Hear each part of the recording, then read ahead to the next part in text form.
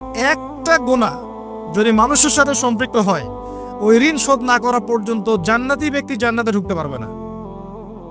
মনে করেন আমাদের ভাই আব্দুল্লাহর জান্নাতের ফয়সালা হয়ে গেছে, কথার কথা মনে করেন, কিন্তু ভাই কাউকে গালি দিয়েছিল, কাউকে অপবাদ দিয়েছিল, কারো কাছ থেকে টাকা পয়সা নিয়েছে, দেয়নি ফেরত, বা ইত্যাদি ইত্যাদি ইত্যাদি। মানুষের সাথে সম্পৃক্ত কোনো হক আছে? মানুষের সাথে সম্পৃক্ত কোনো হক আছে? জান্নাতে যাওয়ার আগে একটা জায়গায় দাঁড় করিয়ে দেওয়া হোক, দাঁড়াবে না।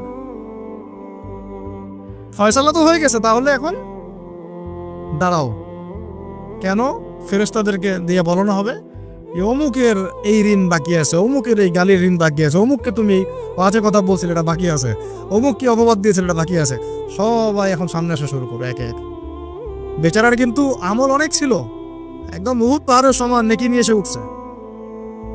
এবার ওখানে কি শোধ করার কোনো সুযোগ আছে? কোনো সুযোগ আছে? ব্যাস, এবার আল্লাহ পাক বলবেন এর আমল নামা থেকে নেকি দিয়ে দিয়ে এই ঋণগুলো শোধ করে দাও। ওই ব্যক্তির আমল নামা থেকে নেকি দেওয়া হবে, যাকে গালি দিয়েছে ওকে, যার গীবত করেছে ওকে, যাকে তহমত দিয়েছে ওকে, যাকে অপবাদ দিয়েছে সবাইকে নেকি দেওয়া হবে। দিতে দিতে দিতে নেকি শেষ হয়ে যায়। তখন না, নেকি শেষ হয়ে গেলে ওদের গুনাহ আবার এর ঘরে চাপানো। আল্লাহ রাব্বুল আলামিনের বিচার একদম সূক্ষ্ম। আল্লাহ পাক কিন্তু গফুর রহিম, একই সাথে শাদীদুল ইকাব। আল্লাহ পাক পরম করুণাময়, অসীম দয়ালু, আবার কঠিন শাস্তিদাতাও বটে। আল্লাহ পাক কারোর প্রতি জুলুম করেন না, এক জাররা পরিমাণ জুলুম হবে না। অন্য হাদিসে আসছে একটা শিংওয়ালা ছাগল দুনিয়াতে একটা শিং ছাড়া ছাগলকে গুঁতা দিয়েছিল। আমার শিং আছে, ওই যে পাওয়ার আছে আমার, দিলাম তোকে গুঁতা। এটাই তো কাজ দুনিয়ার, যার কাছে পাওয়ার আছে, আমার কাছে পাওয়ার আছে, নে তোকে গুঁতা দিলাম। ওই ছাগল ওই কাজ করছে। আল্লাহ পাক কিয়ামতের মাঠে ওই শিংহীন ছাগলকে শিং দিয়ে বলবেন এবার একে গুঁতা দিয়ে পরিশোধ করো।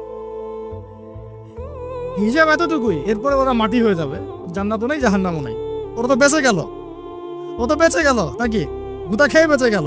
এবার এই ব্যক্তি সমস্ত আমল নামার গুনাহগুলো এবারে ঘাড়ে চাপানো হবে। তখন দেখা যাবে শুরুতে অনেক নেকি নিয়ে উঠেছিল, কিন্তু পরে এই ব্যক্তি জাহান্নামে চলে গেল, ওরা জান্নাতে চলে গেল। আমরা কি এটা চাই? ভাই আল্লাহর সাথে যত পাপী থাকে থাক, এটা একটা সেজদায় মাফ হতে পারে ইনশাআল্লাহ। আল্লাহ পাকের সাথে অনেক পাপ আছে আমাদের, মনে করে নামাজ পড়ি নাই, রোজা রাখি নাই, যাকাত দেই নাই, ইত্যাদি অনেক পাপ আল্লাহর হক আরেক নষ্ট করেছে। একটা সেজদা যদি কবুল হয়ে যায়, একটা ইস্তেগফার যদি কবুল হয়ে যায়, ইনশাআল্লাহ সব গুনাহ মাফ হয়ে যাবে। কিন্তু মানুষের সাথে জড়িত যদি গুনাহ থাকে, এই যে গীবত, তহমত, অপবাদ ইত্যাদি ইত্যাদি, কারো সম্ভ্রমহানি করেছেন, কাউকে বেইজ্জত করেছেন ইত্যাদি, এই দুনিয়াতেই হায়াত থাকতেই মাফ নিতে হবে। পরকালে এগুলো শুধরানোর কোনো সুযোগ নাই। আর এই অনলাইনের যুগে এটা এত বেশি বেড়ে গেছে যে আমরা এটাকে মুরগির মতো মনে করি। ইচ্ছা হইলো বলে দিলাম, ইচ্ছা হইলো কমেন্ট করে দিলাম, যা ইচ্ছা তাই বলে দিলাম। আল্লাহ পাক আমাদেরকে বোঝার তৌফিক দান করে নেবেন। অবস্থা হচ্ছে ভাই এই যে আমরা সত্যি মুসলিম প্রধান, কিন্তু আমাদের মধ্যে নামাজ, যাকাত, সওম, তারপরে আপনার আমর বিল মারুফ নাহি আনিল মুনকার, হ্যাঁ, ইসলামিক দাওয়াত, জামা, ঐক্য, ইমারা, এগুলো ত্রুটি আছে, ঘাটতি আছে। আর বৈশ্বিক প্রেক্ষাপটটা আরো কঠিন বললাম। এখানে নিয়ন্ত্রণ আমাদের হাতে নাই, কাদের হাতে? জায়নিস্টদের হাতে। ওরা বিশ্বের বড় বড় সেক্টর নিয়ন্ত্রণ করছে। মানে আমরা যদি এখানে বসে অনেক বড় বড় কথা বলে ফেলি, আসলে কিছুই যায় আসতেছে না বিশ্বের প্রেক্ষাপটে। কথা কি বুঝতে পারতেছেন? মনে করেন আমরা এখানে বসে অনেক বড় বড় কথা বলে ফেললাম, আদতে ওয়ার্ল্ডের প্রেক্ষাপটটা বিন্দুমাত্র পরিবর্তন হচ্ছে না।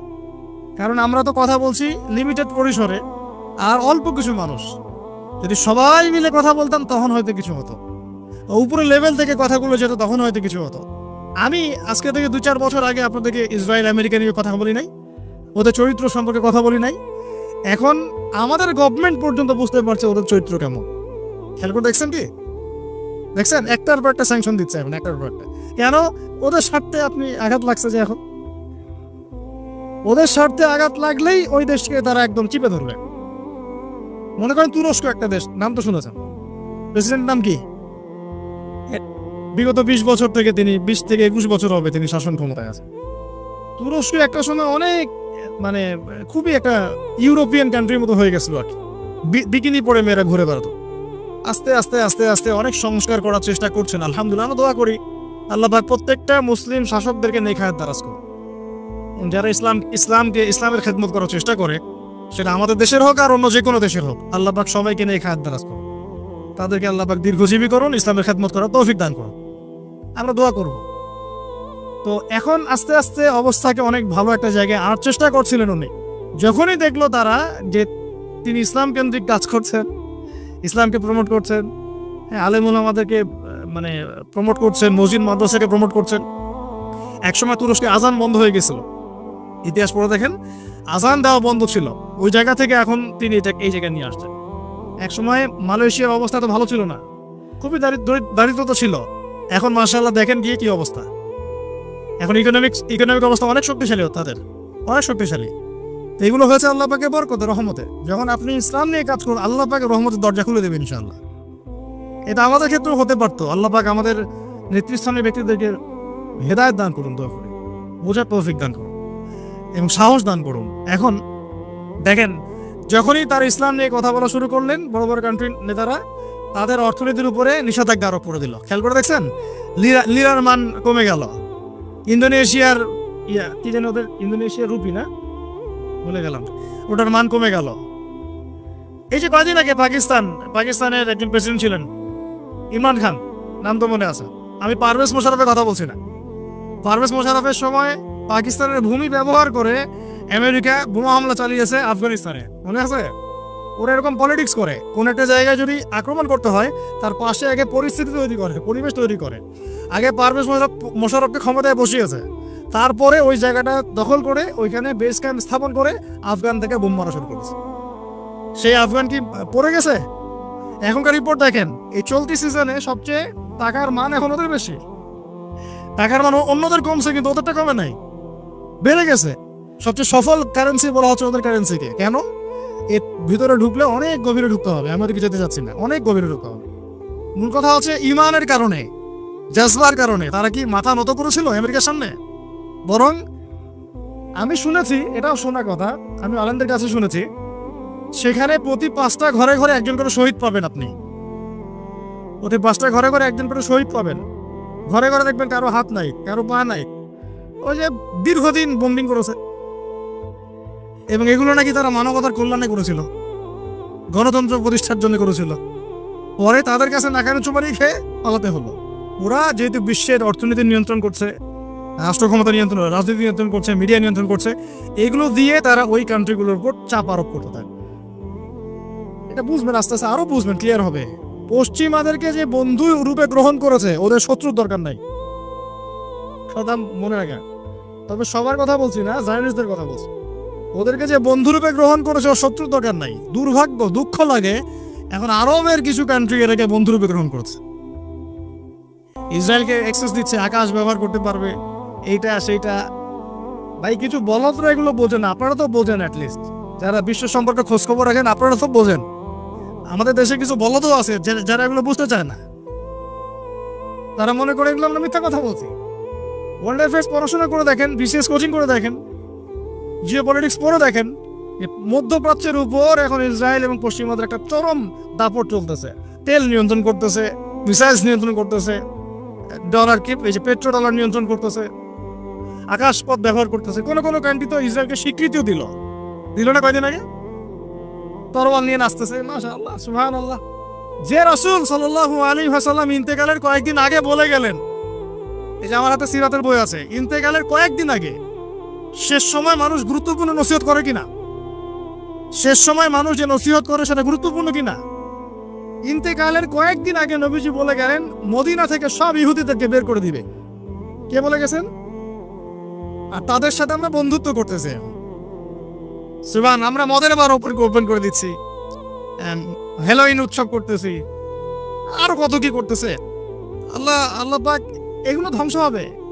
বিশ্বাস করে, আল্লাহ এবং তার রাসূলের সাথে গাদ্দারি করে কেউ সফল হতে পারবে না। যদি হেদায়েত না হয়, আল্লাহ ভালো জানেন। কিন্তু এগুলো কুরআন এবং সুন্নাহ, রাসূল সাল্লাল্লাহু আলাইহি ওয়াসাল্লামের আদর্শের সম্পূর্ণ খেলাফ কাজ। পলিটিক্যাল অ্যাফেয়ার্স আর বন্ধুত্ব এক জিনিস না। বন্ধুত্ব কেন করবো আমি ওদের সাথে? আল্লাহ পাক কুরআনে কি বলেছেন?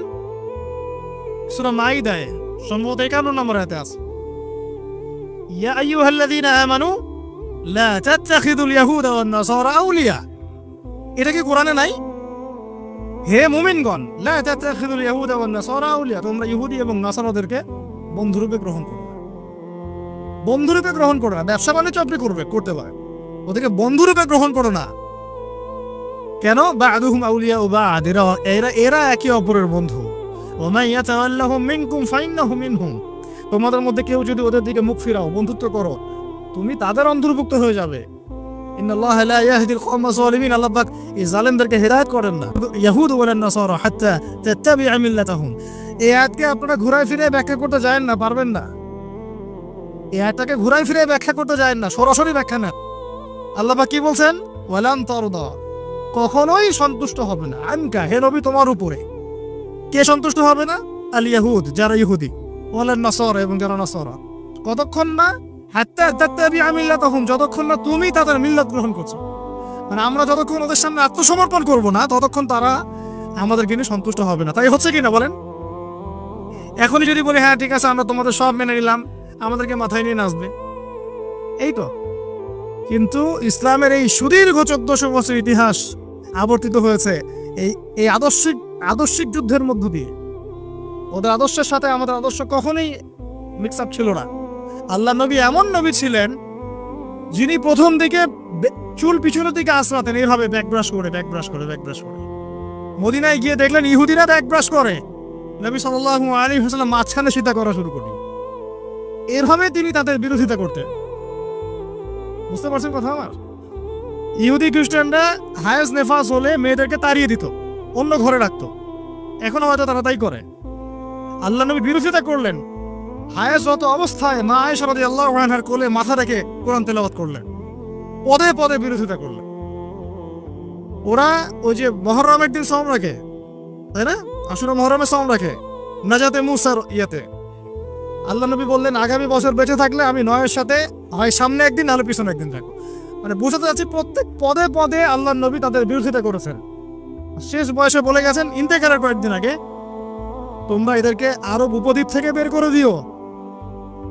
নিজের 23 বছরের এই জীবদ্দশায়, নববী জীবনে তিনি খায়বারের যুদ্ধ করেছেন, বনু কুরাইজার সাথে যুদ্ধ করেছেন, বনু নাজিরের সাথে যুদ্ধ করেছেন, বনু আরেকটা কি কাইনুকার সাথে যুদ্ধ করেছেন। 4টা বড় বড় ইহুদি গোত্রের সাথে যুদ্ধ করেছেন। আর আমরা ওদের সাথে এখন বন্ধুত্ব করি, আতাত করি, ওদেরকে ছাড়া চলে না। বাই দ্য ওয়ে, বিশ্বটার নিয়ন্ত্রণ ওদের হাতে এখন। এটা মেনে নিয়ে কথাগুলো হজম করতে হচ্ছে। ভিতরে আগুন জ্বললেও কিছু করার নাই, কারণ আমরা বিগত 100 বছরে এমন একটা জায়গায় চলে আসছি যে এখন আমরা অধঃপতনের যুগে বাস করছি। কেনই বা হবে না? যে বললাম, নামাজ নাই, যাকাত নাই, ফজরের সালাত নাই, কোরআন তেলাওয়াত নাই। আমাদের দাড়ি টুপিওয়ালা মানুষের মধ্যে ইসলামী আখলাক নাই। দাড়ি আছে, টুপি আছে, মাশাআল্লাহ, আখলাক নাই। একটা হিন্দুর দোকানে গিয়ে দুধ কিনতে কমফোর্ট ফিল করি যে ওই বেচারা মাপে কম দিবে না, দুধে ভেজাল দিবে না। একটা মুসলমানের দোকানে আপনি পণ্য কিনতে হাজারবার চিন্তা করেন, বাপরে বাপ কোন দিক দিয়ে না ঠকায় দেয় আমাকে। কোন জায়গায় চলে আসি? মুসলমান ছেলেরা তোমরা এখন জেনায় লিপ্ত হচ্ছ, টিকটক করছো, ফ্রি মিক্সিং করছো, মেয়েদের সাথে ডেটিং করছো, আড্ডা মারছো, ঘুরছো। ইতিহাস পড়তেছো না, আমরা কোন জাতি সেটা জানতেছো না। কোরআন পড়তেছো না, নামাজ পড়তেছো না, মাদকের কাছে যাচ্ছ। মুসলমান, এটা মুসলমান ছেলেরা। মুসলমানরা সুদ খাচ্ছে, ঘুষ খাচ্ছে, দুর্নীতি করতেছে। তাহলে আমরা বিগত 100 বছর এই জায়গায় আসবো না কেন? সেটা আমাকে বলেন। এখন সমাধানে আসে। আমরা কি আদৌ চাই যে অবস্থার পরিবর্তন হোক? মোবাইল ফোনগুলো একটু বন্ধ করেন। আমরা কি আদৌ চাই যে অবস্থার পরিবর্তন হোক? সত্যি চাই কি ভাই? আচ্ছা, আমরা না হয় নাই বা পারলাম, আমরা চাই না আমাদের সন্তানরা পারুক। আমরা তো 30 বছর চলে গেছে, আপনার হয়তো 40, আপনার 50 চলে গেছে, কারো 60 চলে গেছে, পারি নাই। আমরা কি চাই না আমাদের সন্তানরা পারুক বা তাদের সন্তানরা পারুক? কেউ পারুক বা না পারুক, আল্লাহ পাক কি বলেছেন শোনেন। এই কথাটা বলে সমাধানগুলো বলে দিই, পয়েন্টগুলো খালি। আল্লাহ পাক বলেছেন যে ওয়াইন তাতাওয়াল্লাউ, তোমরা যদি মুখ ফিরায় নাও। তার আগে আল্লাহ বলেছেন, সূরা মুহাম্মাদে আছে, ইন তানসুরুল্লাহ ইয়ানসুরকুম ওয়া ইউসাব্বিত আকদামাকুম, তোমরা যদি আল্লাহকে সাহায্য করো, আল্লাহর দ্বীনকে সাহায্য করো, আল্লাহ পাক তোমাদেরকে সাহায্য করবেন ইনশাআল্লাহ। শর্ত আছে একটা, এমনি সাহায্য আসবে না। কখন সাহায্য আসবে? বলেন, যখন আমরা আল্লাহর দিনকে সাহায্য করব, বলেন তো আমরা আমাদের আল্লাহর দিনকে কতটুকু সাহায্য করছে নিজ নিজ জায়গা থেকে। আপনারা আল্লাহ পাক তৌফিক দান করুন, আপনারা উমরা করতে যান, হজ করতে যান, রাসূল সাল্লাল্লাহু আলাইহি ওয়াসাল্লাম রওজা জিয়ারত করবেন ইনশাআল্লাহ, আল্লাহ পাক তৌফিক দান করুন। সেখানে যদি আপনার ভিতরে অনেস্টি থাকে, আপনার লজ্জা লাগবে, আপনি রাসূল সাল্লাল্লাহু আলাইহি ওয়াসাল্লামের সামনে দাঁড়াতে লজ্জা বোধ করবেন, আপনার ভিতরে খারাপ লাগবে। যদি আপনার মধ্যে অনেস্টি থাকে, মনে একটা ফিলিংস আসতে পারে আপনার যে নবী মুহাম্মদ সাল্লাল্লাহু আলাইহি ওয়াসাল্লাম তার উম্মতের জন্য 23 বছর অবর্ণনীয় কষ্ট সহ্য করলেন, আমি তার কাছে আসছি আজকে সালাম দিতে, তার দিনের জন্য কি করে আসছি?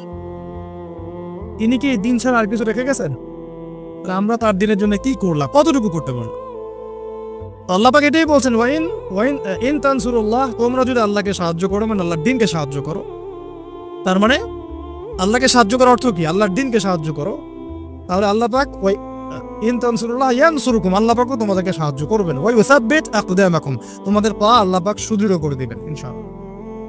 আর আল্লাহ পাক এই সূরার শেষের দিকে বলছেন, সূরা মুহাম্মাদে আছে, ওয়াইন তাতাওয়াল্লাহ, আর তোমরা যদি মুখ ফিরায় নাও, মানে দিন পালনও করো না, দাওয়াতও দাও না, দিন প্রচার প্রসারের চেষ্টা করো না, মানে দিন নিয়ে তোমাদের কোনো ফিকির নাই। ওয়াইন তাতাওয়াল্লাহ, মুখ ফিরায় নাও যদি, আল্লাহ পাক কি করবেন? ইস্তাবদিল কওমান গায়রাকুম, আল্লাহ পাক তোমাদেরকে সরায় দিয়ে নতুন একটা কওম নিয়ে আসবেন। আমাদের কোনো প্রয়োজন আছে আল্লাহ পাকের? আমরা না থাকলে কি মহাবিশ্বে খুব ক্ষতি হয়ে যাবে? আমরাই যারা এখানে বসে কথা বলছি, আমরা যতক্ষণে কথা বলছি, এই 1 ঘন্টাতে পৃথিবী কিন্তু ঘুরে গেছে অনেক দূর, সময় চলে গেছে। আমরা পরকালের দিকে আগায় গেছি, একটু কবরের দিকে আগায় গেছি, তাই না? কিয়ামতের দিকে আগায় গেছি। আমরা যদি এখন পৃথিবীতে নাই বা থাকতাম, পৃথিবীর কোনো ক্ষতি হতো? ঘূর্ণন কমে যাইতো? সুবহানাল্লাহ, এটা বুঝতে হবে প্রিয় ভাই।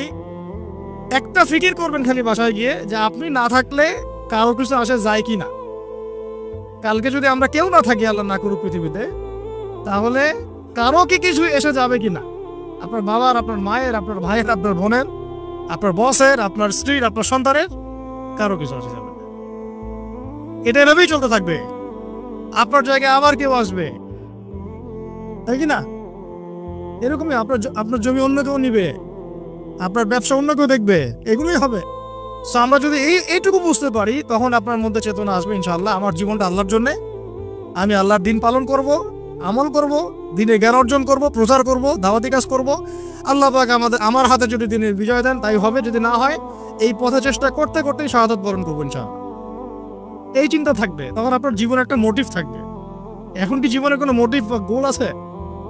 হ্যাঁ, এখন গোল আছে, চাকরি, ব্যবসা, জমি, সুন্দরী নারী, এই তো।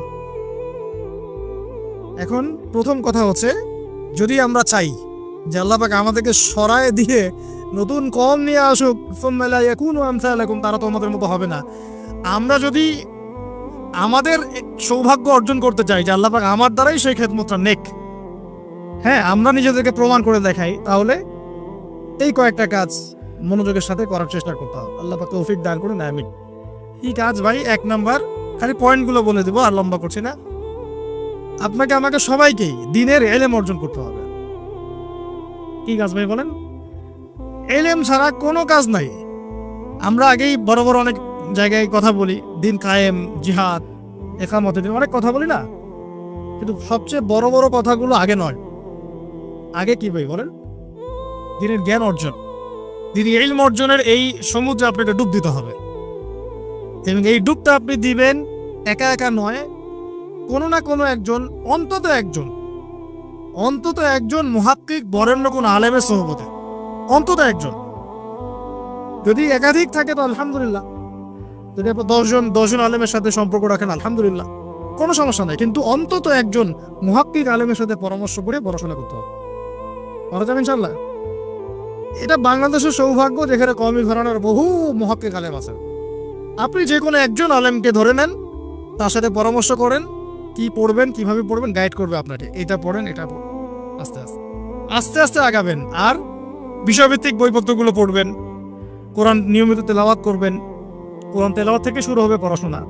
তারপর আরবি ভাষাটাকে শেখার চেষ্টা করবেন, তালিম হবে, তালিমে বসবেন, বাসায় তালিমের ব্যবস্থা করলেন, সহজ হাদিসের কিতাবগুলো যেগুলো সেগুলো আগে আগে পড়বেন, আগে বড় বড় কিতাব টান দিবেন না।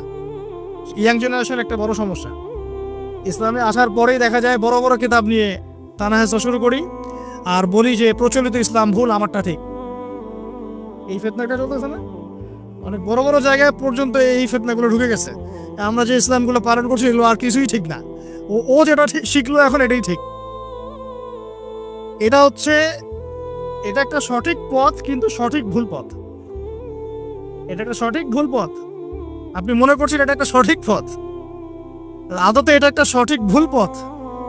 হ্যাঁ, ইসলামের নামে এমন কিছু বিষয় চলছে সমাজে যেটা হয়তো দলিল দুর্বল বা মানুষ আবিষ্কার করে চালাচ্ছে, এটার জন্য ইসলাম দায়ী নয়, এটার জন্য সেই মানুষগুলো দায়ী যারা এই বেদাত চালু করেছে। এর মানে এই নয় যে আমরা দীর্ঘদিন যে ইসলাম ফলো করে আসছি এটার কোনোটাই ঠিক নয়, নতুন করে আমাকে একটা ইসলাম প্রতিষ্ঠা করতে হবে এমন নয় বিষয়টা। সব ঠিক আছে, কোরআন হাদিস, আমাদের মাযহাব, আমাদের ইমামগণ, আমাদের ফিকহি মাসালা সব ঠিক আছে এবং প্রত্যেকটাই দালিলিক, প্রত্যেকটা দলিল আছে। ওই দলিল পর্যন্ত পৌঁছাতে হলে আপনাকে অনেক গভীরে ঢুকতে হবে, ঠিক আছে? অতএব এটা একটা ফেতনায় পা দিবেন না।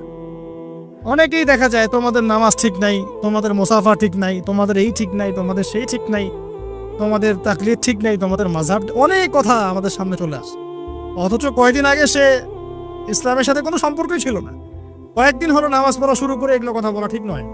আর গভীর আপনি এখনো জান নাই তো, আপনি যাদের বক্তব্য টুকটাক শুনে বা কিছু ছোট বই পড়ে এই সিদ্ধান্তে এসেছেন, ওই বইগুলোর বিপরীতে বরেণ্য ওলামায়ে কেরামদের অনেক লেখনী আছে যেগুলো প্রতিষ্ঠিত হয়েছে সমাজে, এগুলো কোনোটাই বিনা দলিলে হয় নাই, পিছনে দলিল আছে অবশ্যই।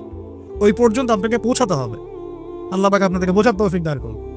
তো অন্তত পড়াশোনা চলবে এবং অন্তত একজন মুহাক্কিক আলেমকে আপনি ধরে থাকবেন, অন্তত একজন। আর যদি আপনি একাধিক 10 জন 20 জন আলেমের সহবতে থাকতে পারেন আরও ভালো, কোনো সমস্যা নেই। যদি মাদ্রাসার সাথে সম্পৃক্ততা রাখতে পারেন ভালো, যদি নাও বা পারেন তারপরেও আলেমের সাথে পরামর্শ করে কিতাব বাই কিতাব পড়াশোনা করবেন ইনশাআল্লাহ। 1 নম্বর কি ভাই, উম্মার বিজয়ের 1 নম্বর শর্ত হচ্ছে জ্ঞান অর্জন। মানে এই জ্ঞানটা তো আমরা এখন উপর থেকে অর্জনের জন্য সিলেবাস লঞ্চ করতে পারছি না, এই ক্ষমতা তো আমাদের হাতে নাই। অতএব ব্যক্তিগতভাবে আপনাকে এগুলো করতে হবে। 2, ব্যাপক আমল। আমরা বলি না যে সুন্নতি জিন্দেগি, আমলের সুন্নতি জিন্দেগি, একটা কথা বলি না, জীবনের প্রতিটা ক্ষেত্রেই সুন্নতের উপর আমল করা। নামাজ থেকে শুরু করে আপনার চলাফেরা, আমার চলাফেরা, ওঠা বসা, কথা, আমার ঘুম, আমার খাওয়া, আমার ইস্তেঞ্জা, আমার ব্যবসা বাণিজ্য, হ্যাঁ, আমার মুআমালাত, আমার পরিবার, সব যেন সুন্নতের উপর থাকে। সারা দুনিয়া গারদ হয়ে গেলে যাক, আমার পরিবার, আমার ব্যক্তি জীবন, আমার ব্যবসা, আমার অর্থনীতি, এগুলো যেন সুন্নতের উপর থাকে। মারা যাবে ইনশাআল্লাহ, সুন্নতের বাইরেই যাবেন না। একটা অভিজ্ঞতা থেকে একটা কথা বলি আমি, কখনো কখনো আমলে অলসতা আসে কিনা বলেন তো? আসে না? এই অলসতাটা শয়তান সবার আগে দেয় নফল ইবাদতে, সবার আগে শয়তান ফরজ ইবাদতে দেয় না, আগে নফলের উপর দেয়। এটা তো নফল, এটা না করলেও হয়, পরে করিস, এরকম একটা ওয়াসওয়াসা দেয়। ওইটা আস্তে আস্তে আপনি ছেড়ে দিলেন, পরে দেখবেন সুন্নতের উপর দেওয়া শুরু করলো, এটা তো সুন্নাহ, এটা থাক, ফরজটুকু কর, এরকম দেয়। এই করতে করতে একসময় ফরজের উপরে মানুষের অনীহা সৃষ্টি হয়, ফরজ ছেড়ে দেয় মানুষ। একবারে মানুষ ফরজ ছেড়ে দেয় না কিন্তু, আগে মুস্তাহাব ছাড়ে, তারপর নফল ছাড়ে, তারপর সুন্নত ছাড়ে, পরে ফরজ ছাড়ে। কিন্তু এই জন্য আমরা সুন্নত শক্ত করে ধরে থাকবো, যাতে এই সুন্নত শয়তান না ছাড়াতে পারে, তাহলে ফরজ টিকে থাকবে ইনশাআল্লাহ। ঠিক আছে ভাই, সুন্নতের আমল থাকবে ইনশাআল্লাহ, ইলমের মেহনত, আমলের মেহনত। এরপরে থাকবে আমার অর্থনীতি। খুব সতর্কতার সাথে ব্যবসা বাণিজ্য করবেন, চাকরি বাকরি করবেন, কৃষিকাজ করবেন, আপনার অর্থনীতি চালাবেন খুব সতর্কতার সাথে। চেষ্টা করবেন, সর্বোচ্চ চেষ্টা করবেন এখানে যেন কোনো হারামের টাকা না আসে, কোনো সুদের টাকা, কোনো ঘুষের টাকা, কোনো করাপশনের টাকা জান চলে গেলেও যেন না আসে, এইভাবে চেষ্টা করবেন। তবে চেষ্টাটা করা খুব কঠিন এই যুগে, কারণ এই যে বললাম পুরো ব্যাংকিং সিস্টেম ওদের মনিটরড, এখানে সুদ আছে, আবার এই কারেন্সির মধ্যে সুদ আছে, পেপার মানির মধ্যে রিবা আছে, ইলেকট্রনিক মানির মধ্যে রিবা আছে, সামনে যেটা আসবে আরো ভয়ঙ্কর ক্রিপ্টোকারেন্সি, ওটার মধ্যে তো রিবা। যেটা ফ্রিল্যান্সিং করো এগুলোর মধ্যেও দেখবা যে হারাম ঢুকে গেছে, বিটকয়েন্স চলে আসতেছে, আস্তে আস্তে অনেক কিছু আসতেছে। মানে পৃথিবী যে ওই বললাম ঘুরতেছে, পৃথিবী কিয়ামতের দিকে আস্তে আস্তে আস্তে আস্তে দাজ্জালের যুগের দিকেই পৃথিবী যাচ্ছে। ফিতনা বাড়তেই থাকবে আর বাড়তেই থাকবে। তো সর্বোচ্চ চেষ্টা করব হারাম থেকে বেঁচে থাকার জন্য, আল্লাহ পাক তৌফিক দান করুন। আর ভাই নিজে বাঁচবো, মানুষকে হারাম খাওয়ায়েন না, আল্লাহর রাস্তা মানুষকে হারাম খাওয়ায়েন না। অনেকে ব্যবসা করেন, মাপে কম দিয়েন না। অনেকে যে গরু ছাগলের হাঁস মুরগির ব্যবসা করেন, এগুলো আল্লাহর নাম ছাড়া জবাই করেন না। অনেকে হোটেলের ব্যবসা করতেছেন, হোটেলে খাবার দাবারের ব্যবসা করতেছেন, এখানে হারাম খাবার ঢুকায়েন না, বাসি পচা খাবার মানুষকে খাওয়ায়েন না। যেটা খাওয়াবেন রান্না করার আগে জবাই করে আল্লাহর নাম নিয়ে জবাই করে। কারণ সবাই মুসলিম, আপনার কারণে অন্যের নিজের ক্ষতি করে একটা জিনিস, নিজের কারণে অন্যের ক্ষতি হলে আরো আরো আরো ভয়ঙ্কর, এটা মারাত্মক। একটা হলো আমি নিজে একটা পাপ কাজ করতেছি, এটার আল্লাহর কাছে ক্ষমা চাবো, আর আমার জন্য আরো 10টা মানুষ প্রভাবিত হলে সমস্যা হয়ে যাবে। নিজে সুদের সাথে সম্পৃক্ত আছেন সেটা একটা বিষয়, আরো 10 জনকে সুদ খাওয়াতে চান না। অনেকে দেখলাম সেলুনের দোকান দিয়েছেন, অনেকেই আসতে দেখলাম শেভ করতে, ওটা দেখে মনে পড়ল। এখন যে শেভ করতেছে ও তো হারাম কাজ করতেছে, আর যে করে দিচ্ছে সেও তার রিজিকটা হারাম করে ফেলো। হারাম করলো কিনা বলেন, হারাম কাজ করতেছে। এটা দিয়ে রিজিক, এটা আবার পরিবারে যাবে, ওই রিজিকটা পরিবারের লোকজন খাবে, ওই রক্ত মাংস দিয়ে আমার সন্তান গড়ে উঠবে। ইসলাম কিভাবে কায়েম হবে? আর আবু বকর সিদ্দিক রাদিয়াল্লাহু আনহু একবার খাবার খেলেন, খাওয়ার পরে তিনি জিজ্ঞাসা করলেন খাবার কোত্থেকে নিয়ে আসতো। খাওয়ার পরে জিজ্ঞাসা করলেন খাবার কোত্থেকে নিয়ে আসতো। তার দাস বলছে আমি জাহিলি যুগে গণকি কাজ করতাম, ওই যে জ্যোতির্বিদ্যা, হাত দেখে দেওয়া, বুঝলেন না, গণকি কাজ করতাম। সেই গণকির একটা পয়সা পাইতাম, বাকি ছিল, ওই টাকাটা দিয়েছে আজকে আমাকে, ওইটা দিয়ে আজকে খাবার কিনেছি। আবু বকর রাদিয়াল্লাহু আনহু বলে আমাকে তো ধ্বংস করলা, তুমি আমাকে ধ্বংস করে ফেললা। এই বলে তিনি নিজের এই আঙ্গুল গলায় ঢুকিয়ে যতক্ষণ খাবার বের হয় নাই বমি করতে করতে করতে করতে অবস্থা খারাপ। এই ছিল সাহাবীদের নমুনা, এই ছিল তাদের জীবন। আমি যে কথাগুলো বলছি আল্লাহ পাক আমাকে আমল করার তৌফিক দান করুন, আমিন। কারণ আমরা কেউই এখন হারাম রিজিক থেকে মুক্ত নই। আপনি ইগোতে নিয়েন না কথাটা, আমি কেউই হারাম রিজিক থেকে মুক্ত নই। মনে হচ্ছে যে হ্যাঁ আমি তো হারামে যাই না, আমি তো ব্যবসা করে খাই, ইত্যাদি ইত্যাদি। সূক্ষ্মভাবে কোথায় কোথায় সুদ আর দুর্নীতি আর মাপে কম আর চগল ঢুকে গেছে আপনি বুঝতেই পারতেছেন না। তো আমরা কি করব এখন তাহলে? ফাত্তাকুল্লাহ মাস্তাতা'তুম, সর্বোচ্চ চেষ্টা করব সাধ্যমতো আল্লাহকে ভয় করার জন্য। এরপরে যদি কোনো হারাম ঢুকে যায় আল্লাহ মাফ করে দিবেন। আমরা এর চেয়ে বেশি পারলাম না, আল্লাহ চেষ্টা করে পারলাম না, আল্লাহ মাফ করে দিও। 5 নাম্বার হচ্ছে পরিবার ঠিক করে ফেলা। পরিবারের মধ্যে দিন প্রতিষ্ঠা করার চেষ্টা করি, আল্লাহ পাক তৌফিক দান করুন। আমাদের সমাজ দিয়ে বড় বড় কথা পরে, আগে পরিবারে পর্দা কায়েম করতে হবে ভাই। ছোট ছোট ছেলে মেয়েদেরকে ছোটবেলা থেকেই ইসলাম শেখাতে হবে, ছোট মেয়েদেরকে ছোটবেলা থেকেই পর্দায় আনার চেষ্টা করতে হবে, ছোট ভাই বোনদেরকে কোরআন শেখাতে হবে, মক্তবে দিতে হবে।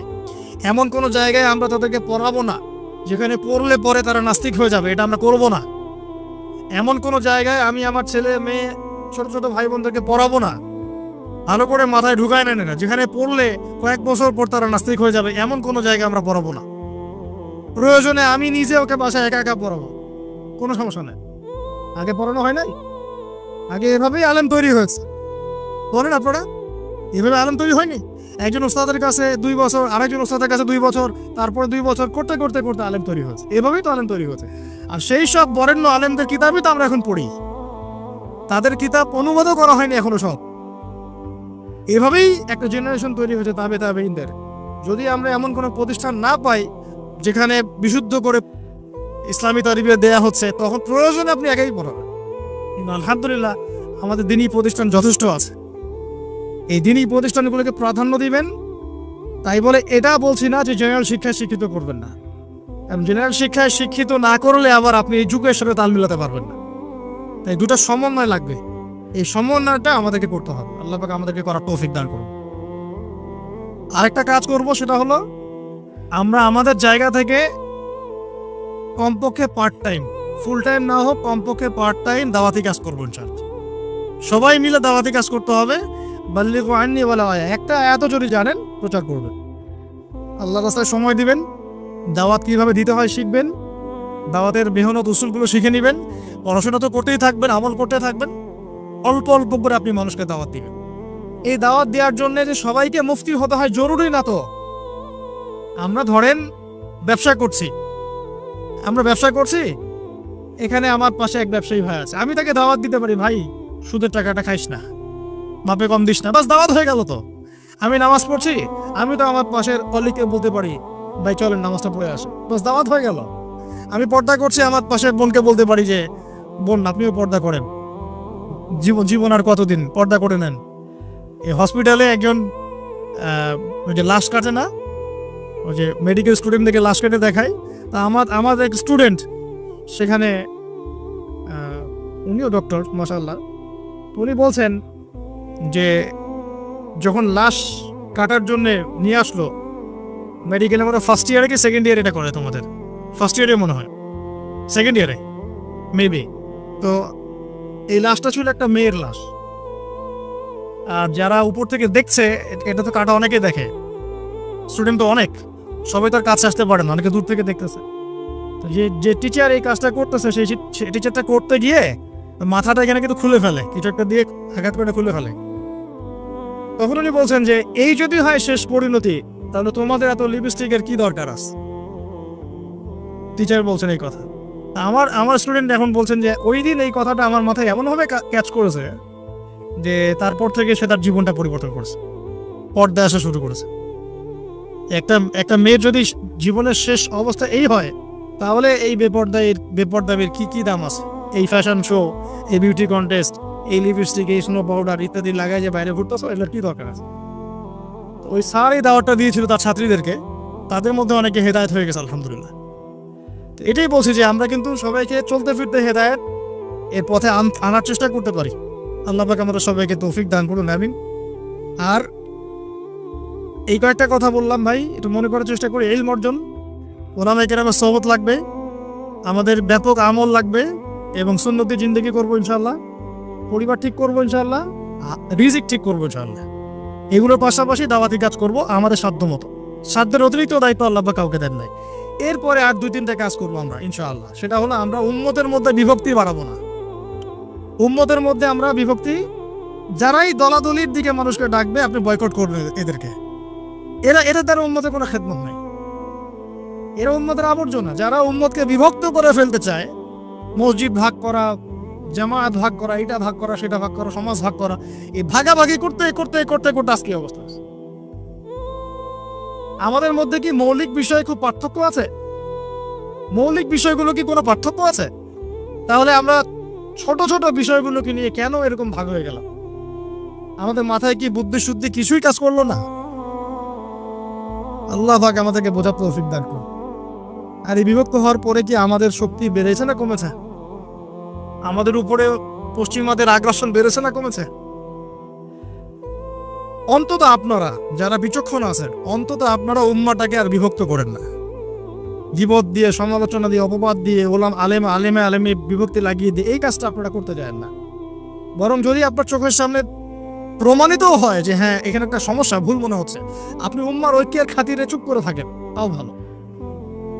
আপনি উম্মার ঐক্যের খাতিরে তাও চুপ করে থাকেন, কথা বলেন না, চুপ করে থাকেন, তাও ভালো। আল্লাহর ওয়াস্তে এই উম্মাটাকে এমনি যত শত শত হাজার হাজার দলে বিভক্ত হয়ে গেছে, আর বিভক্ত করতে যায় না। ছোট ছোট মাসআলাগুলোকে নিয়ে সমাজকে বিভক্ত করতে যায় না। একসাথে থাকেন, মত পার্থক্য থাকবে, মত পার্থক্য নিয়েই আমরা একসাথে থাকবো ইনশাআল্লাহ। ঠিক আছে? কাবা ঘরে নামাজ পড়েছেন আপনারা অনেকেই, বিভিন্ন মাযহাবের মানুষ নামাজ পড়ে না। আমি এমনও মানুষের পাশে নামাজ পড়েছি যে উনি কোরআন হাতে নিয়ে দেখে দেখে তেলাওয়াত করতেছিলেন, এইভাবে কোরআনটা হাতে নিয়ে দেখে দেখে তেলাওয়াত করতেছেন, আর হাত এক হাত বেঁধে আছে। তো আমরা যে মাযহাব ফলো করি সেখানে তো এটা নাই, আছে? তাই বলে কি আমরা একে অপরের সাথে লড়াই ঝগড়া করবো? এক ভাইকে দেখেছি হাতই বাঁধে নাই, এভাবে দাঁড়ায় আছে, এভাবে নামাজ পড়তেছে। তার মাযহাবে সে এটা ফলো করতেছে। এখন অনেক মত পার্থক্য থাকতে পারে আমাদের মধ্যে, কিন্তু এগুলো কিন্তু মৌলিক মত পার্থক্য নয়, এটা ফুরু শাখাগত মত পার্থক্য। এই শাখাগত মত পার্থক্যের কারণে আমরা একে অপরকে তিরস্কার করব না, একে অপরকে গালি দিব না, গীবত তহমত করব না, বাহাসে যাব না। আমরা এই মতানৈক্য নিয়েই আমরা ঐক্যমত থাকার চেষ্টা করবো।